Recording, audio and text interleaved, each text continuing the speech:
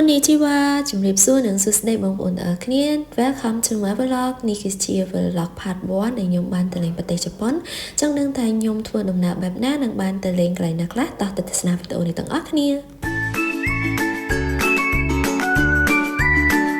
ការធ្វើដំណើររបស់ខ្ញុំទៅទីក្រុងតូក្យូហ្នឹងគឺពួកខ្ញុំត្រូវចេញដំណើរពីក្រុងភ្នំពេញទៅ transit នៅកួងជៅសិនហើយបន្ទាប់មកបានពួកខ្ញុំ fly បន្តទៅទីក្រុងតូក្យូបាននិយាយពីរយៈពេលធ្វើដំណើរគឺវែងឆ្ងាយខ្លាំងមែនទែនខ្ញុំត្រូវធ្វើដំណើរពីភ្នំពេញទៅដល់កួងជៅហ្នឹងរយៈពេល2ម៉ោងជាងហើយចេញពីកួងជៅទៅតូក្យូគឺរយៈពេល4ម៉ោងជាងបាននិយាយទៅត្រង់ទៅដល់ទីក្រុងតូក្យូគឺចំណាយពេល6-7ម៉ោងដែរហើយបើនិយាយពីតម្លៃសបុតដែលខ្ញុំទិញទៅហ្នឹងគឺខ្ញុំទិញអត់បានថោកទេគឺរៀងថ្លៃគួរសមដែរសបុតម្នាក់$560ទាំងទៅទាំងមកជាបទពិសោធន៍ដែលខ្ញុំជួបផ្ទាល់នៅពេលដែលខ្ញុំទៅ transit នៅកួងជ័យរយៈពេល3ម៉ោងហ្នឹងគឺមានផលវិបាកតិចតួចដែរដោយសារតែនៅពេលដែលទៅដល់ប្រទេសចិនហ្នឹងគឺគេប្លុកអស់ហើយ social media ទាំង Facebook TikTok Instagram គឺប្លុកអស់ហើយអញ្ចឹងពួកខ្ញុំអត់អាចប្រើបានទេអញ្ចឹងបើសិនជាអ្នកទាំងអស់គ្នាមានគម្រោងធ្វើដំណើរឆ្ងាយអីមើល airline ណាដែលគេអត់ transit នៅចិនទៅវាងាយស្រួលសម្រាប់យើងជាងបន្ទាប់ពីធ្វើដំណើរដ៏វែងឆ្ងាយហើយពួកខ្ញុំបានមកដល់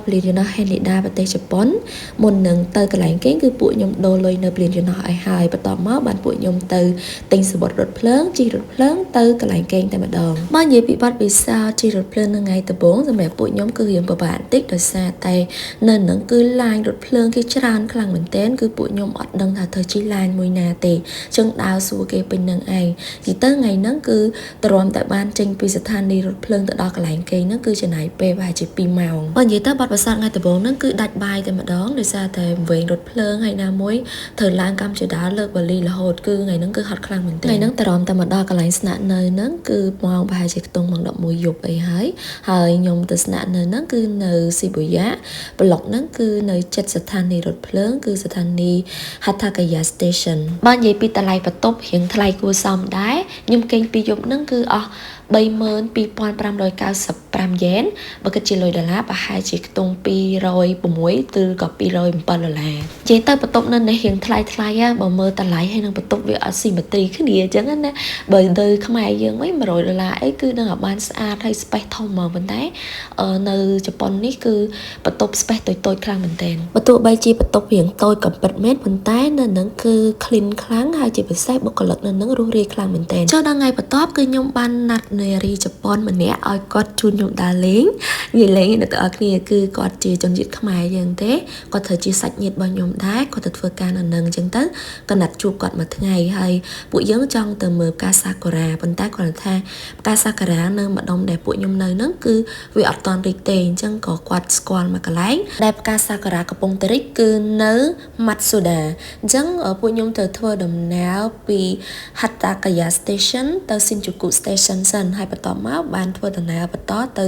Shin Matsuda Station ទៅដល់កន្លែងដែលយើងមើលផ្កាសាគុរ៉ាហ្នឹងណាផ្កាសាគុរ៉ាហ្នឹងគឺនៅមិនឆ្ងាយពី station ប្រហែលទេគាត់ថាវានៅលើភ្នំអញ្ចឹងមុននឹងឡើងទៅលើភ្នំហ្នឹងគឺពួកខ្ញុំត្រូវញ៉ាំអាហារថ្ងៃត្រង់ឲ្យហើយសិនព្រោះនៅលើភ្នំហ្នឹងគឺគេអត់មានលក់អាហារទេអញ្ចឹងយើងញ៉ាំនៅចិត្ត station ហ្នឹងឲ្យហើយដើម្បីទៅដល់លើភ្នំហ្នឹងអ្នកទាំងអស់គ្នាអាចជិះឡានក្រុងក៏បានឬក៏ហៅតាក់ស៊ីទៅក៏បានដែរប៉ុន្តែសម្រាប់ពួកខ្ញុំផ្ទាល់ថ្ងៃហ្នឹង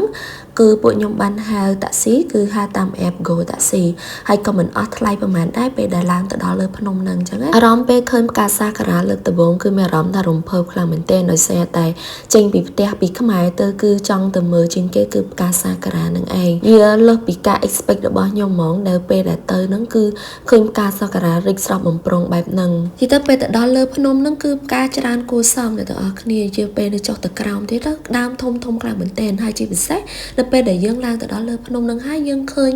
ផ្កាសាគុរ៉ាហើយយើងបានឃើញ view ទីក្រុងគេទៀតនិយាយទៅនៅពេលដែលទៅដល់ហើយគឺអត់ស្ដាយពេលវេលាដែលខំជិះរថភ្លើងទាំងចង្រៃណាចង្រៃណីដែលមកដល់កន្លែងហ្នឹងណានៅពេលដែលមកដល់យើងឃើញផ្កាសាគុរ៉ាហើយគឺវាមានអារម្មណ៍ថាអូយស្អាតខ្លាំងមែនទែនជាច្រើនដើមដែលនៅលើភ្នំហ្នឹងគឺវារីកក្នុងពេលតែមួយទស្សនភាពបែបនេះហើយដែលធ្វើឲ្យខ្ញុំរំភើបខ្លាំងមែនទែនដោយសារតែថ្ងៃទី1នៃ trip បរបស់ខ្ញុំគឺខ្ញុំបានមកឃើញផ្កាសាគុរ៉ាដែលជាវត្ថុបំណងសម្រាប់ខ្ញុំចង់ឃើញខ្លាំងមែនទែនហើយទីបំផុតខ្ញុំបានឃើញវាពិតមែនជាមួយនឹងទេសភាពផ្កាសាគុរ៉ាបែបនេះសម្រាប់អ្នកដែលចូលចិត្តថតរូបខ្ញុំអាចនិយាយបានថា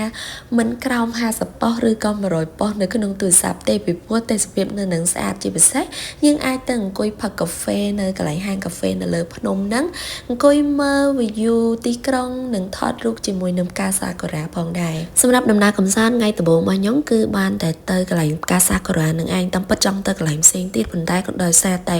មេឃវាភ្លៀងរហូតហើយណាមួយវារៀងល្ងាចណាស់ហើយអញ្ចឹងក៏ពួកខ្ញុំសម្រេចចិត្តត្រឡប់មកស៊ីនជូគុវិញហើយក៏នាំគ្នាដើរមើលទីក្រុងគេពេលយប់អីអញ្ចឹងណាហើយក៏ញ៉ាំអាហារពេលល្ងាចនៅទីនោះដែរហើយនេះគឺជាហាងដែលខ្ញុំចូលទៅញ៉ាំអាហារពេលល្ងាចនិយាយទៅហាងហ្នឹងគឺបែបខ្ជូតមែនតើគេលាបបែបលក្ខណៈបុរាណអញ្ចឹងនៅពេលដែលចូលទៅគឺប្លែកភ្នែកខ្លាំងមែនតើហើយបើនិយាយពីរសជាតិអាហារវិញគឺឆ្ងាញ់គ្រប់មុខសម្រាប់ខ្ញុំតែម្ដងនិយាយទៅពេលដែលខ្ញុំទៅដើរលេងជប៉ុនគឺញ៉ាំបានមែនតើមកផ្សិតតែឆ្ងាញ់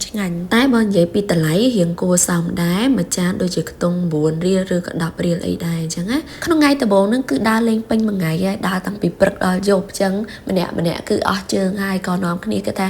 ញ៉ាំអាហារពេលល្ងាចហើយទៅកន្លែងស្នាក់នៅវិញទៅចំណែកឯសាច់ញាតិរបស់ខ្ញុំហ្នឹងក៏គាត់ត្រូវជិះឡានពេលយប់ត្រឡប់ទៅកន្លែងគាត់ស្នាក់នៅវិញដែរព្រោះពីកន្លែងគាត់មកជួបខ្ញុំហ្នឹងជិះឡាន 5-6 ម៉ោងឯណោះសម្រាប់ដំណើរកម្សាន្តថ្ងៃដំបូងនេះខ្ញុំពិតជាអរគុណគាត់ខ្លាំងមែនទែនដែលគាត់ចំណាយពេលពេញមួយថ្ងៃជូនពួកខ្ញុំដើរលេងហើយខ្ញុំសង្ឃឹមថា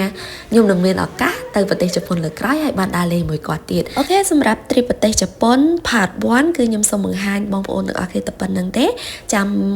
កន្លែងផ្សេងខ្ញុំនឹងបង្ហាញនៅ part 2ចឹងអរគុណច្រើនសម្រាប់ការទស្សនាជួបគ្នានៅវីដេអូក្រោយជម្រាបលាបាយ